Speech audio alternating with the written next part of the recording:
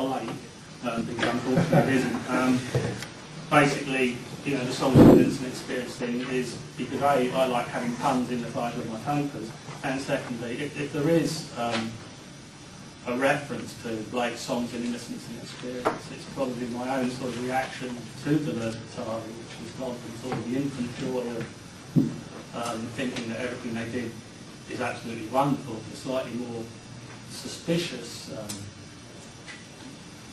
thoughts about them, where, you know, possibly I'm more in a position of infant sorrow, but I think it may be best to sum upon my mother's breast after all. But anyway, okay, so why the body without organs? It's constant throughout Capitalism and Schizophrenia. It's also mentioned throughout Deleuze's writings from the logical sense all the way up to Francis Bacon's book. Guattari also uses it in his own writings, and also synonymously a term he also uses, which is basically in terms of machine filing. So I think it's worth looking at it in detail to see how it works, and taking it on their own terms, which is, if one is to critique it, it's not a question of saying what does the body without organs mean, it's a question of is it consistent in the way that they say it works as they claim. So what I'm going to do is I'm going to give a general outline of the development of the body without organs. I'm going to stick mostly to Capitalism and Schizophrenia, but I'm going to include bits and pieces to sort of bolster my argument as I go along from outside Capitalism and Schizophrenia. And I'll then go on to outline what I see are two linked problems connected with the programmatic or practical aspects of their use of the body without organs, both of which are, I would contend, are issues of internal consistency. The first of these suggests that consistency could perhaps be improved if the operating instructions, if you like, were tweaked somewhat. The second highlights something potentially more serious, in my opinion. But I'd just like to open with a fairly lengthy quote from Artaud, which I think we should bear in mind as we go along, and it's not the one you're expecting. This is from a letter to his doctor, Jacques Molière, in 1943. You have seen the hordes of demons which afflict me night and day. You have seen them as clearly as you see me. You have seen what filthy erotic manipulations they're constantly performing on me, and because of this, and because of the revolt of your conscience, which is that of a true and great Christian, you have found yourself transported alive and awake into the midst of that occult battle which heaven has been waging against hell for eternities in order to defend the immaculate empire of God.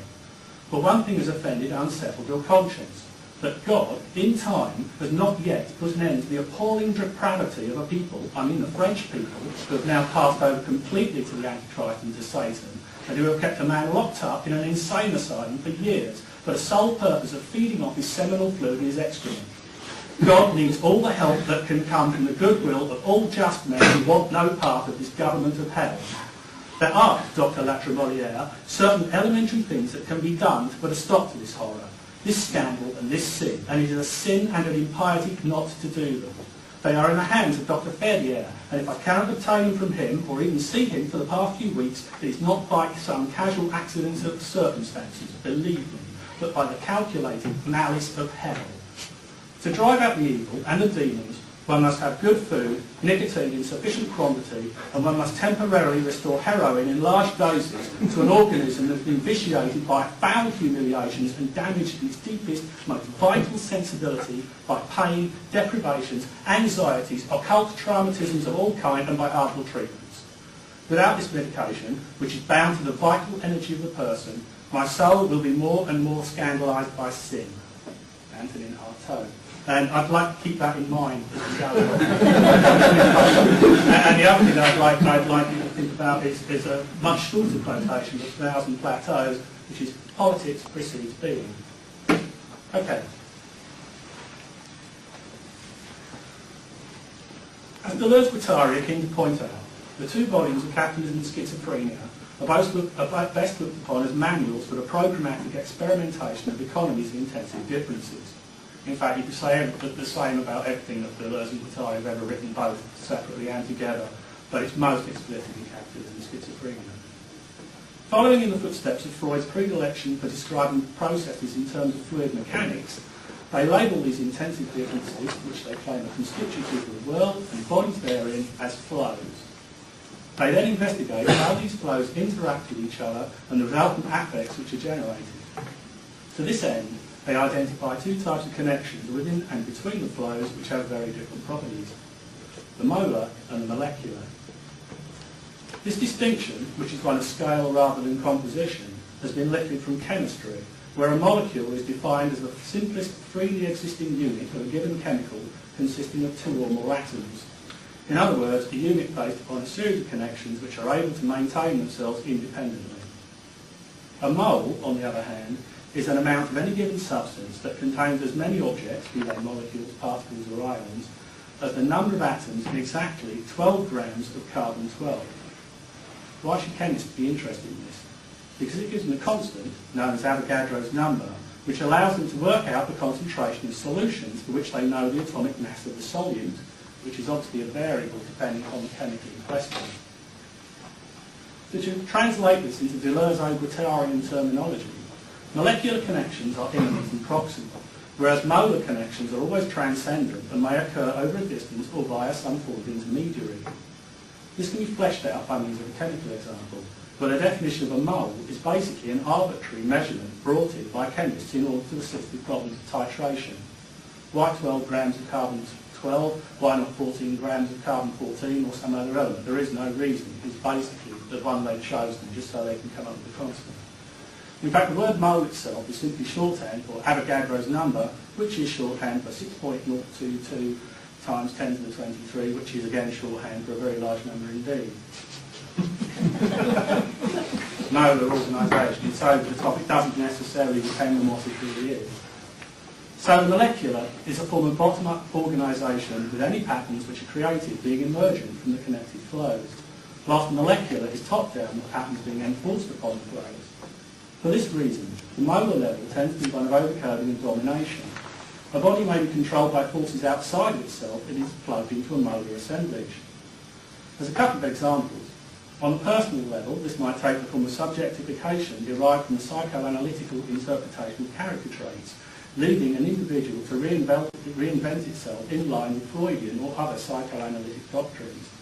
On a social level, it can mean the repression of large sectors of society by privileged minorities who have the power to impose molarities in the form of laws or cultural norms from above. Something may be simultaneously a molecular and a molar machine, depending on the connections which it forms. For example, humans are molar machines connected to the social body, but molecular with regard to their own reproduction. Despite their well-known championing of immanence, none of this should be taken as meaning that Deleuze and Guattari are claiming anything as simplistic as molecular good, molar bad. They are not trying to set up a binary opposition, but are rather pointing to elements which have the potential to combine in a multiplicity of ways. One cannot continuously function on a level which is either molecular, which is basically undifferentiated jelly, or purely molar, which is total stasis, resulting in being locked into an undeviating hierarchical framework. What DeleuzeGuattari want to establish is a state of fluidity whereby the molar does not become rigidified in such a way that it completely overcoats the molecular, which is to say it becomes associated with the endpoint of a teleological narrative of some kind, for example. They do this by positing a limit on which all molar and molecular connections are severed. The body without organs, or the BWO, I'll refer to it as BWO for now, it's a bit uncomfortable by saying it, it's slightly short. In anti-interpretational, the BWO is tied to the concept of desiring machines. In order to obtain some understanding of what the BWO is and how it works, it is first necessary to outline what is meant by desiring machines. For DeleuzeGuattari, a machine is simply something which interrupts a flow in some way, whether by augmenting, coupling or breaking it. They are not talking about, and most certainly not drawing analogies with, mechanical or technical devices. They are not la mettrie. It is this interruption which results in or constitutes production on a level beneath representation.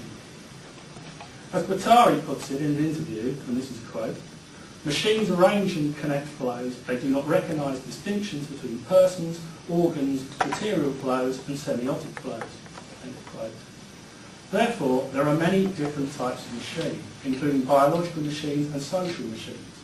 Although there is a functional distinction between desiring machines and machines which are social, technical or organic, they put it in anti-Oedipus. What a desiring machine produces is inseparable from what it is. Other types of machine are produced in one manner and produced in another.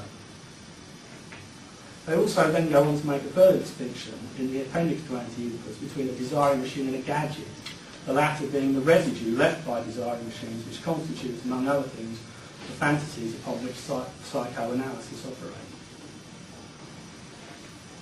Famously, or perhaps notoriously, DeleuzeGuattari do not think of desire as being associated with lack, but rather as pure production, with the unconscious being treated as a factory rather than the theatre of psychoanalysis. This is a quote from anti-Oedipus. It is now need that is defined in terms of a relative lack and determined by its own object, whereas desire is regarded as what produces. End of quote. This means that in contradistinction to Freud and much mainstream philosophy, they do not think that desire is a drive towards something in order to overcome negativity, but a purely positive force which constructs images via acts of passive synthesis of that which is desired. These images create reality in that desiring machines will strive to produce them as real intensive states.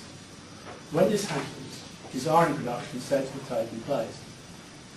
Desiring machines exist on a molecular level as opposed to the molar level on which social, technical or organic machines exist. This is the major difference between the two groups, although they are intimately linked. And this is another quote from anti-Oedipus. There are no desiring machines that exist outside the social machines that they form on a large scale, and no social machines without desiring machines that inhabit them on a small scale.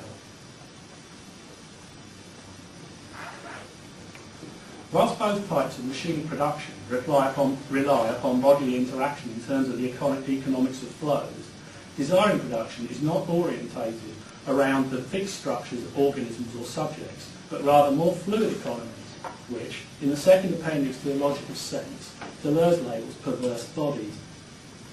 These are bodies which refuse identity, thereby remaining open to differing potentialities. In this appendix, he carries out a reading of the series of novels published by Pierre Klossowski under the joint title of The Laws of Hospitality. These deal, for the most part, with a perverse relationship between husband and wife Octave and Robert, in which the former insists that his guests all have sexual relations with his wife, a process which multiplies ourselves and thereby conversely, and this is a quote from the logical sense, allows Octave to know her better than if he had kept her quite simply for himself. Deleuze claims that these novels demonstrate a process of dissolution of the self which opens up the body to new and potentially liberating intensities. And this is another quote from the logical sense. Klossowski's entire work moves toward a single goal, to assure the loss of personal identity and to dissolve the self. This is the shining trophy that Klossowski's characters bring back from a voyage to the edge of madness. End of quote. This is exactly the point of severing molar connections, and the liminal perverse body is the BWO. And this is from Deleuze's Bacon book on Francis Bacon. Beyond organism, but also in the limit of the lived body, there lives what Artaud discovered and named the body without organs. As I'm sure you know, Artaud names the discovery that in his radio play to be gut gun of the judgment of God. In line with their now familiar anti-representationalism, DeleuzeGuattari state that the BWO, and this is another quote from anti-Oedipus, has nothing whatsoever to do with the body itself or with an image of the body. It is the body without an image. End of quote. Or, as Deleuze puts it when discussing Francis Bacon, whom he claims paints bodies without organs, and this is a quote from a Francis Bacon book, when sensation is linked to the body in this way, it ceases to be representative and becomes real. End of quote.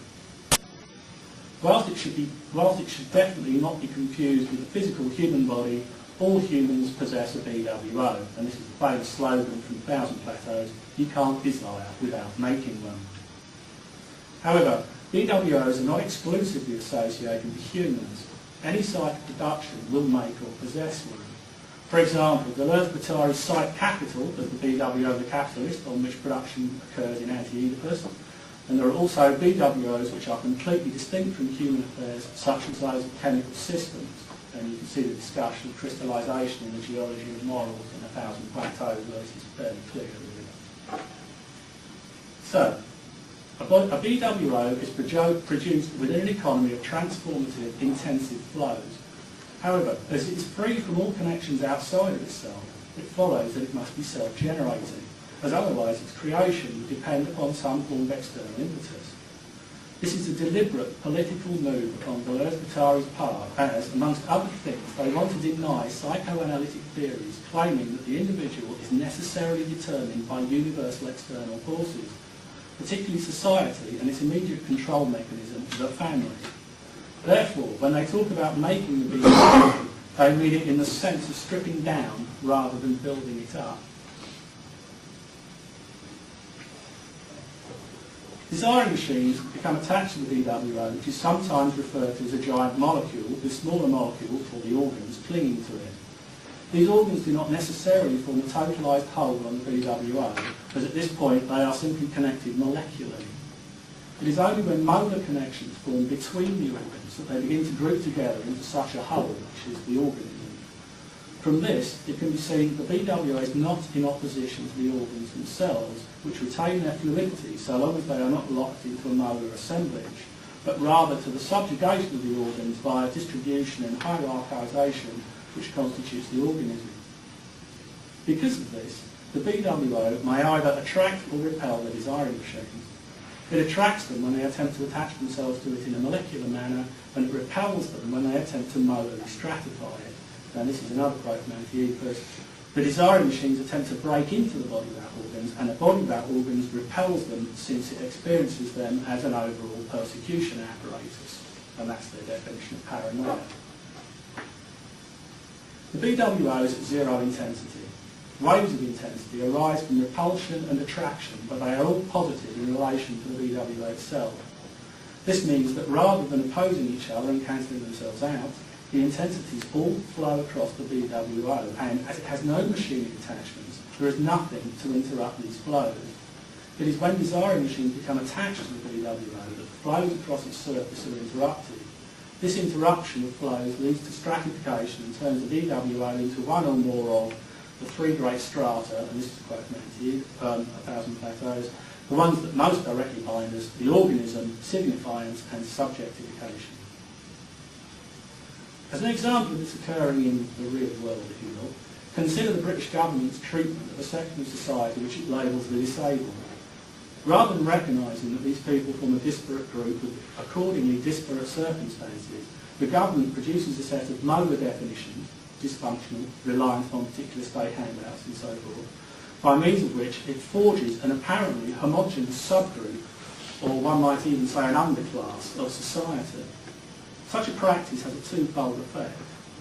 Firstly, it means that the needs and circumstances of individuals become subsumed under a false generalised assumption of what is good for them. Secondly, such an overcoding may make both the individuals themselves and others with whom they come into contact perceive them as members of such a homogeneous group, and so actually erode the options open to them, i.e. the effects, affects of which they're capable. So they take on the characteristics with which they have been labelled. Complete molar overcoding. When you tell someone enough times that they can't do something, they'll start to believe you. As it is, the liminal perverse body, as it is the liminal perverse body, and this is a quote, the body without organs is a non-specific and non-specified support that marks the molecular limit of molar aggregates, end quote. What this means is that any molecular chain that is built up from the level of the body without organs functions as a tool for deterritorialising the flows which have been subjected to molar overcoding or stratification. As such, the flows are no longer locked into rigid hierarchies of strata, but are rather decoded in such a way that multiple possibilities are opened up, allowing what they call a line of flight or escape from the rules imposed by molar aggregation. Signifying chains are broken down in order that new combinations are made possible. Accordingly, destratification may open up new possibilities for free action and decision upon the surface of the particular body. This is why DeleuzeGuattari linked the BWO to their project of political and philosophical experimentation and constructivism, and oppose it to interpretation.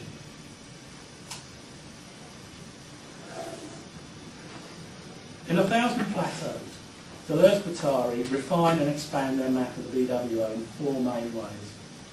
The first difference between the two texts is that in the latter volume, the concept of desiring machines is replaced by that of assemblages. This was purportedly to avoid the misunderstandings that followed in the wake of anti-Oedipus. Some of these misunderstandings apparently arose from certain commentators' inability to dissociate the term desire from some form of individual subjectivity, even though, as we have seen, DeleuzeGuattari had taken particular care to stress that it was not a drive emerging from an individual's lack of something, but rather the flowing of intensities arising from the coupling of various machines. The concept of an assemblage is therefore deployed as a way of thinking of bodies of any type, individual, social, chemical, from an indiscriminate or more accurately an abstract point of view. Unsurprisingly, DeleuzeGuattari's use of the term is neither structural nor essentialist. They see all assemblages in terms of function.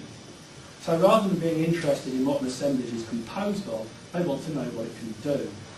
This is why they tend to speak of deterritorialisation and reterritorialisation by assemblages, as opposed to discussing their individual components. Desire is now associated with assemblages rather than desiring machines, but it works the same way as it did in anti-Oedipus. And this is a quote from 1,000 Plateaus. There are no internal drives in desire, only assemblages, end of quote.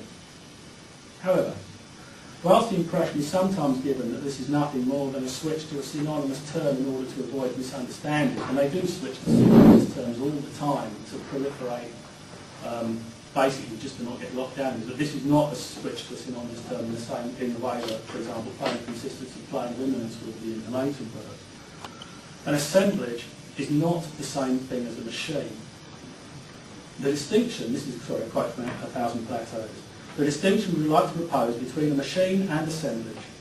A machine is like a set of cutting edges that insert themselves into the assemblage undergoing deterritorialisation and draw variations and mutations of it. Machines are always singular keys that open or close an assemblage, a territory. End quote. In other words, assemblages, both molar and molecular, are the fields in which machines function, and it's the flows which machines construct or interrupt which connect or disconnect elements of any given assemblages. Machines no longer simply attach to the BWO of each other, interrupting flows across a BWO surface, but actually join, sever, or alter the assemblages which they are connected to. Accordingly, the notion of stripping down to the BWO becomes clarified in that one can conceive of opening up a body to the pairing action of such machines. And this is another quote from 1,000 Plateaus. The BWO is what remains when you take everything away. In accordance with the topological or geophilosophical discourse which they deploy as an antidote to teleology and historicism, 1,000 Plateaus introduces the concept of strata, territories, and crucially for the present discussion, planes of consistency. A common misconception is that the plane is somehow composed of BWOs joined together by means of the intensities flowing over and between each of them. So, as Brian Massoni puts it in his User's Guide to Capitalism and Schizophrenia, the body without organs is a subset of the body's plane of consistency. No, it isn't. In fact, the plane of consistency is no more than an arrangement of potentialities which allows for heterogeneous, immanent connections and seems to play the same role as the dark precursor in Deleuze's Difference and Repetition. This is just a quick quote from Difference and Repetition, which ensures the communication peripheral series. Given to heterogeneous series, two series of differences, the precursor plays the role of the differentiator of these differences. In this manner, by virtue of its own power, it puts them into immediate relation to one another. Likewise, the plane is simply the potential, this is the end quote. Likewise, the plane is simply the potential for BWOs to be put into immediate relation to one another.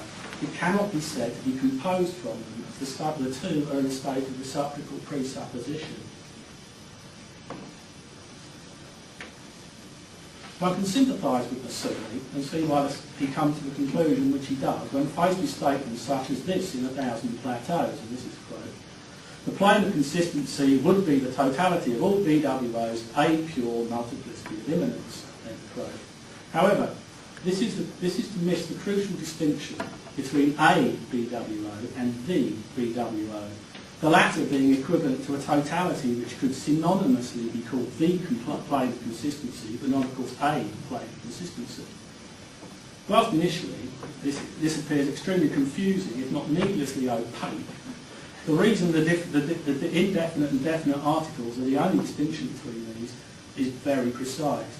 DeleuzeGuattari are deliberately attempting to collapse distinctions between the one and the multiple in such a manner that to ask questions based upon such oppositions makes no sense. What one is left talking about is a consistent, heterogeneous, totalising multiplicity. So, I mean, you think about the opening line of the body without organs plateau in 1,000 Plateaus. How do you make a body without organs? At any rate, you have one or several. They're already collapsing from one into the multiple at this point. They always do this. The move being made here is easier to understand, stated in Spinozist terms. A body without organs is an attribute. The body without organs, or the plane of consistency, is substance.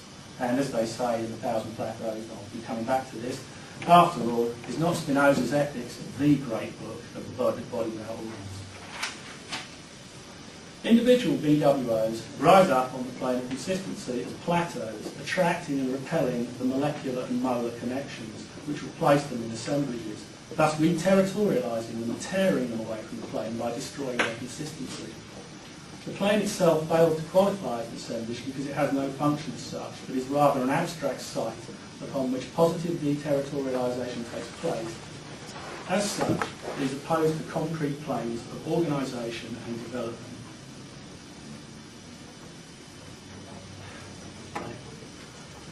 Okay, so another notable difference between the two volumes of Capitalism and Schizophrenia, I'm often commenting on, is that in 1,000 Plateaus, DeleuzeGuattari are much more explicit in advocating the use of caution in the production of BWOs, thereby apparently toning down the radical nature of the political programme laid out in anti-interpretational. And they contrast caution with a traditional philosophical virtue of wisdom and link their use of the term caution to Spinoza's motto.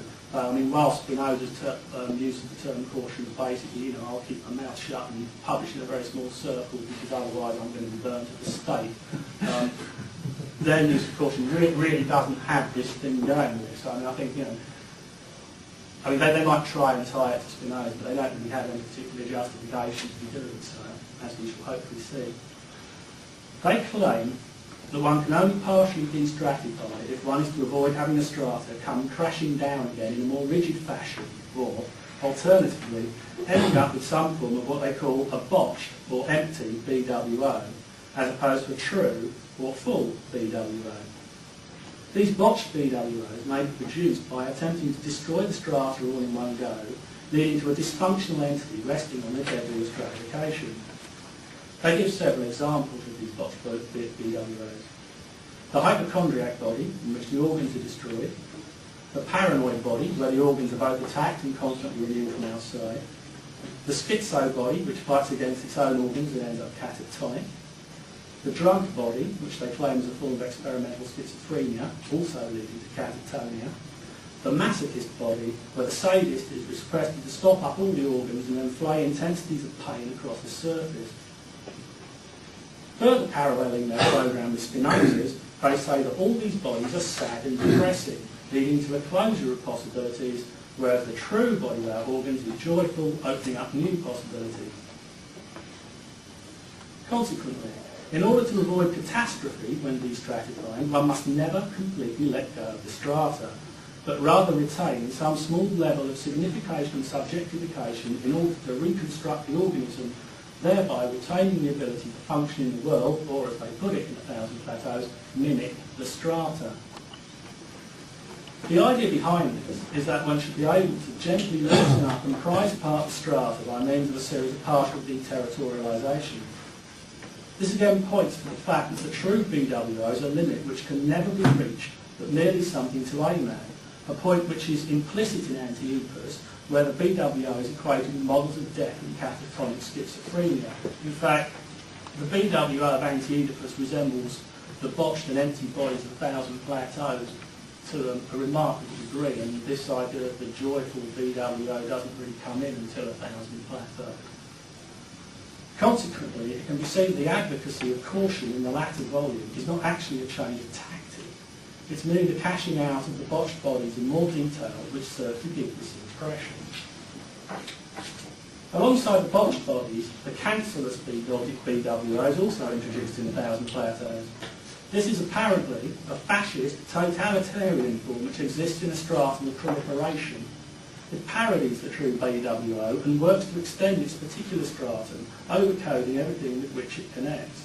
Such a body comes about because, as everything has a BWO, those associated with particular forms of repression will apparently not behave in the same way as those which have a high potential for destratification. They will just replicate themselves rather than just trying to join to heterogeneous elements on the plane. One example would be a fundamentalist BWO locked into a molar assemblage which attempts to extend itself in all directions by means of evangelism and missionary work, thereby working endlessly to organise the plane of consistency in its own image.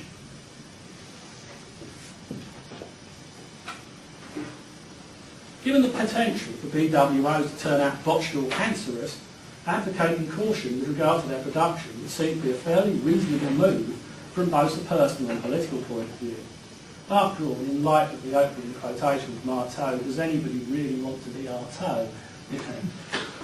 There is no point in either sinking down to a level of total dysfunction where the body is permanently devoid of organs, or temporarily completely destratifying when the BWO thus produced immediately becomes an attractor for more rigid forms of molar stratification, such as incarceration in a psychiatric institution. And this is a quote from 1000 Platos.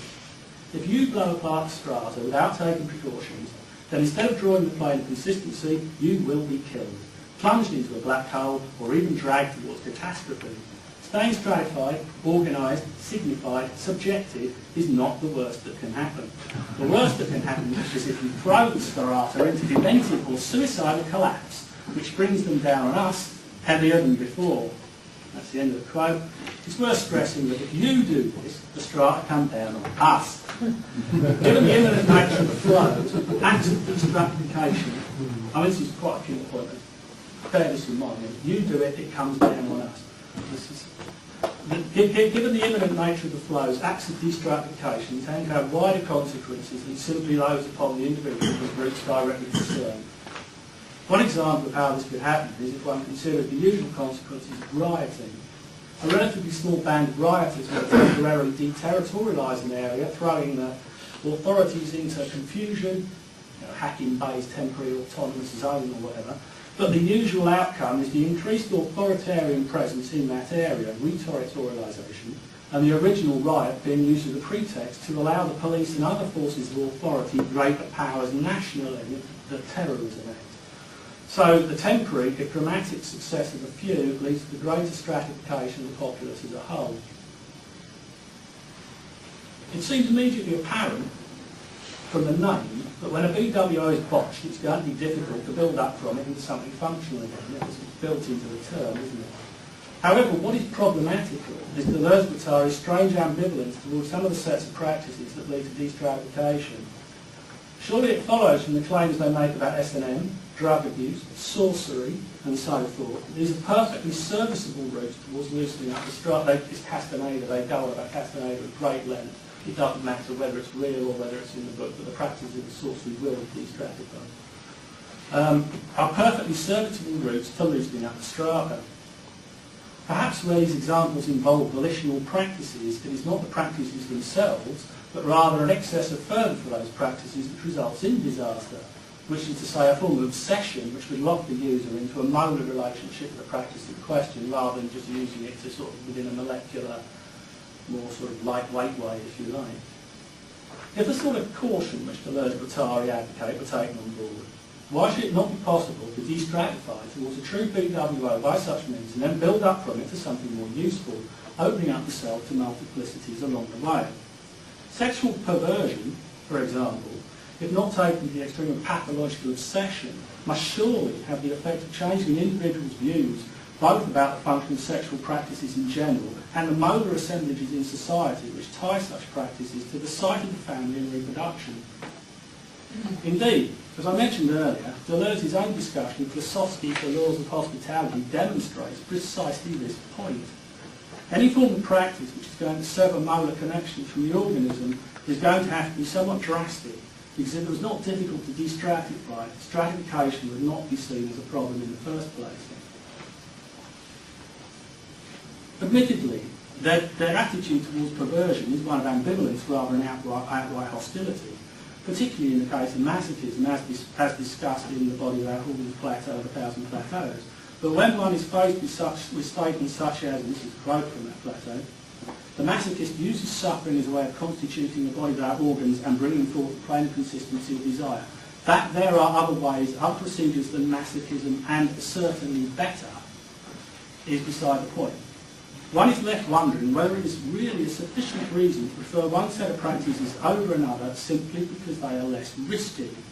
You know, if you're going to advocate bringing stuff back from the edge of madness, which is quite from Deleuze with the logic of sense, then it's hard to see what sort of practices don't have any risk whatsoever.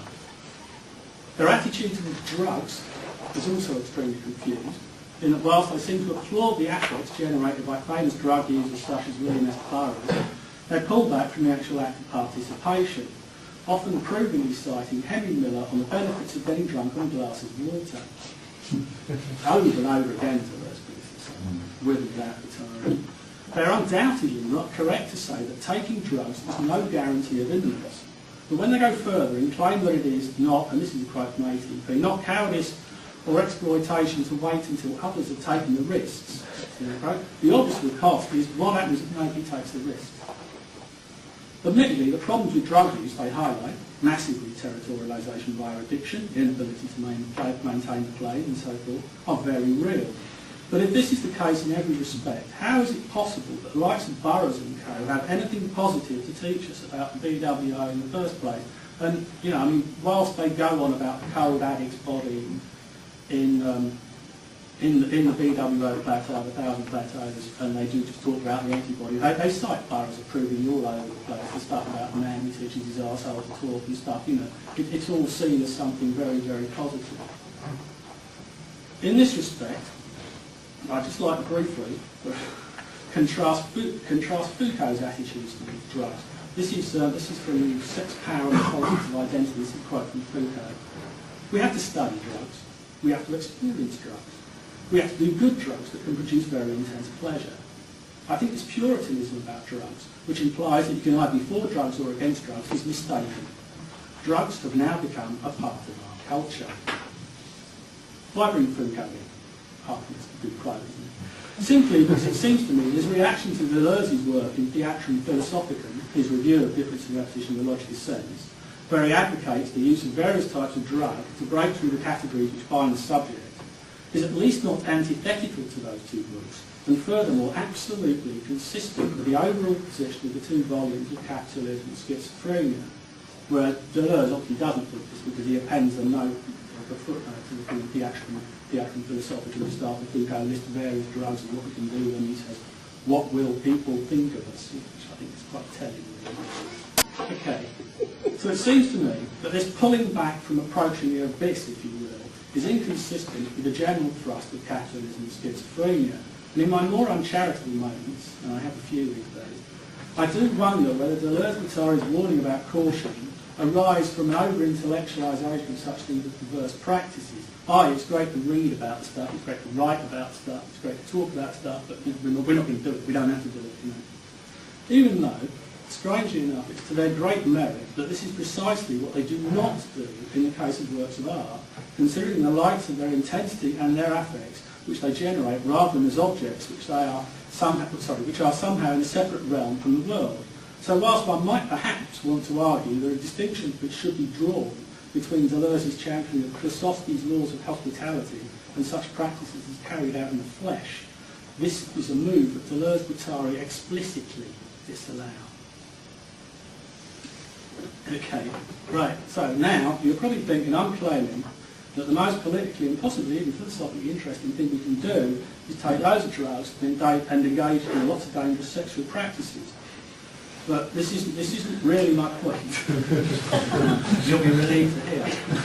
The question is, given their basic programmatic outline for the body without organs, why don't DeleuzeGuattari think we should be doing this?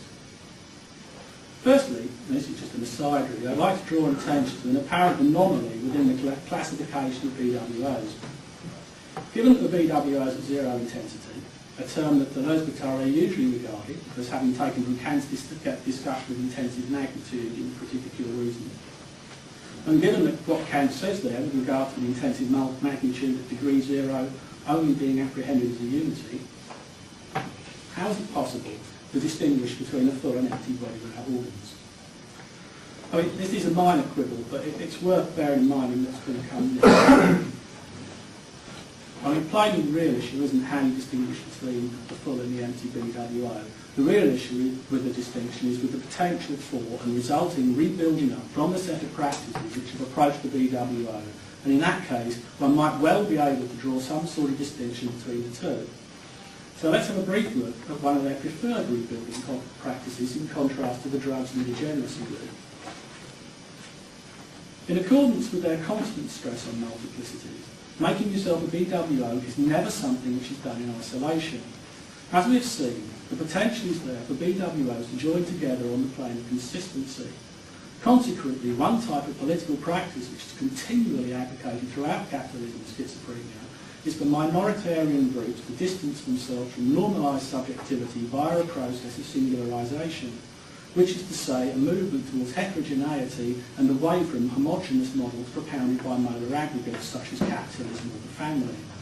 You move towards the BWO by breaking bonds with mummy, daddy, form molecular links with other individuals who've done the same, and reconstitute as a more fluid and normal grouping. This is micropolitics as they define it. On a subjective level, this takes the form of schizoanalysis. Far from completely rejecting psychoanalysis, DeleuzeGuattari reorients it into something Guattari will later label an ethico-aesthetic discipline, thereby providing it with a constructivist agenda in which it helps to shape subjectivities via experimentation rather than simply explaining existing subjective states by means of generalised formulae such as the Oedipus complex, which is obviously molar overcoding via interpretation, and you are this because we've got this and we can put the two together. He uses the term ethico-aesthetic to highlight the fact that practitioners actively shape subjectivity, hence aesthetic, it's creative activity, and so crucially must take some responsibility for their creations, hence ethica. As we've already seen, and as they are well aware, such reconstructions may go in all sorts of foreseen or unforeseen directions. This means that there will be some which could give rise to various types of oppressive minoritarian groups. Not all anti-capitalists are good guys. One thinks immediately of the way in which racist groups affirm their particularity via a siege mentality against consumer culture and globalisation in particular, which runs again, they would then explain via the Kantian BWO model. Hence, they still advocate caution whether one is using practices, whether they do or do not endorse. But actually, when not advocating caution in the three ecologies, one of Guattari's suggested methods for dealing with such possibilities is to allow negative fantasies to be expressed and thereby abreacted. This is a quote from Guattari's three ecologies. A persistently intolerant and uninventive society that fails to imaginarise the various manifestations of violence risks seeing this violence crystallised in the real. Now, I could make up quite a good argument for pornography under this sort of thing. I'm not really clear that this is a good idea. Anyway, the reason he thinks such abreaction is possible is that he claims that such violent manifestations, and this is a direct quote from the three ecology again, are not intrinsically inscribed in the essence of the human species. Now, he's supposed to be an anti-essentialist, and I don't know, I mean, he could be right, maybe it's not inscribed in the essence, but I mean, if you're going to claim in one place that you have no essence, and then in another that you haven't, I think that's a slightly problematical route. Anyway, moving on, the point is that we seem to be looking at a process of post hoc selection between the sets of practices which make the differing types of BWOs. How do you tell a full BWO from a cancerous one, from an empty one? You look at the affects it generates. In this light, I would just like to repeat and expand the quotation about drug use from Thousand Plateau, which I used earlier, and this is a slightly longer version of it. Is it cowardice or exploitation to wait until others have taken the risks? No. It is joining an undertaking in the middle while changing the means. Post hoc selection and adjustment of a series of extreme practices. Cowardice? Well, not really, because nobody wants to be our toe. Could be described as common sense, really, but I mean, I think that would be a term that would balk at, possibly. Exploitation. A bit tricky really, isn't it? We didn't make these people carry out these practices by themselves, but we're going to learn from the results. I mean, you decide whether you think that's a good argument or not for an ethical practice whereby, you know, you're setting people up for this sort of thing. I mean, you know, it's akin to the argument of the producers of Channel 4, I feel, you know, it's like, oh, Big Brother, well, you know, it's great, you know, it's really, you know, obviously it's all really unpleasant, but look, it's generated a great debate about it afterwards, and we're all the better for it, you know. And I think there's a parallel there, which is we might want to discuss. Does any of this matter? If it does, it does if the criteria for selection are being imposed from outside the system, rather than simply being a natural development of the experimental approach itself. And my suspicion is this is what DeleuzeGuattari are actually doing. Now it is possible to come out with a completely immanent ethical system. The great book of the DWA, Spinoza's Ethics, does just that, by instituting a process of selection between good and bad, if you will, active, passive, whatever you want, which is strictly necessitated and based upon capacity for action leading to intellectual love of God. I mean, obviously there are problems with Spinoza's system, but I mean, that's not germane for the current topic. DeleuzeGuattari appear to follow a similar route with their celebration of multiplicity in production, but it seems to me that the processes of selection they use entail the use of polarities to record positive or negative values. Of course, as we have seen, unlike Spinoza, DeleuzeGuattari do not work within a system of absolute immanence. They have constant recourse to transcendent elements. However, the claim is that these elements are always a secondary product of immanent connections. As Deleuze puts it in his final paper, Immanence of Life, where he goes as far as anywhere to explaining the peculiar vitalism which runs throughout his work, and this is a quote, although a transcendent which falls outside the plane of immanence, which is synonymous with the plane of consistency, can always be invoked or even attributed to it, it remains the case that all transcendence is constituted uniquely in the immanent current of consciousness particular to this plane. Transcendence is always a product of immanence.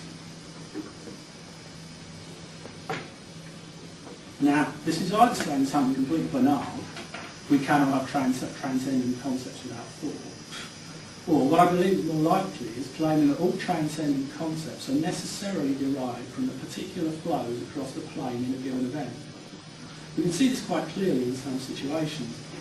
If Francis Bacon paints a body without organs, the cutting edges of interpretive critical machines can lock onto it and come up with various molar explanations as to what is going on in the painting, such as invoking notions of horror via the perception of the meter or whatever, which are in fact immanently linked to the consciousness of the critic. This horror via perception of the meter isn't necessarily an arbitrary reaction in some people, but it's not necessarily universal either. Yet is this true of all molarities?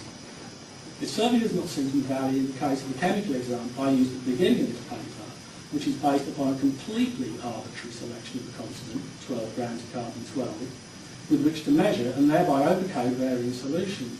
And it seems to me that the same thing can be said about DeleuzeGuattari's attempt to grade the quality of different bodies without organs.